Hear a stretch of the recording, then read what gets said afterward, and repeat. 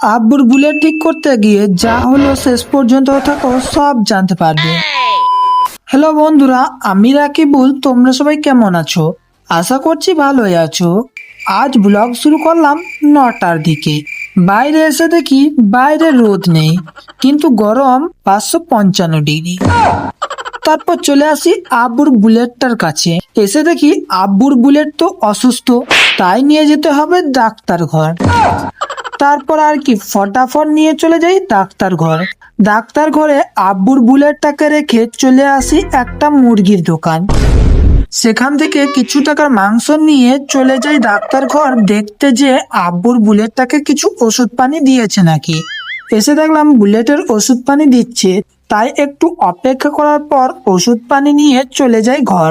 ঘর আসার পর 10টার খাওয়া দাওয়া করলাম। খাওয়া দাওয়া শেষ করে চলে যাই ঘরের ভিতর টিউশন স্যারের দেওয়া কিছু হোমওয়ার্ক করতে। হোমওয়ার্ক শেষ করে ফ্রেশ হয়ে রেডি হয়ে যাই, কারণ আজ ছিল জুম্মার দিন, তাই যাব নামাজ পড়তে। নামাজ শেষে খাওয়া দাওয়া শেষ করে চলে যাই ঘরের ভিতর ছোট্ট একটা ঘুম দেওয়ার জন্য। সো বন্ধুরা, আজকের ব্লগটা এই পর্যন্ত। দেখা হবে পরের ভিডিওতে। ততক্ষণের জন্য আমাকে ফলো করে নাও। বাই।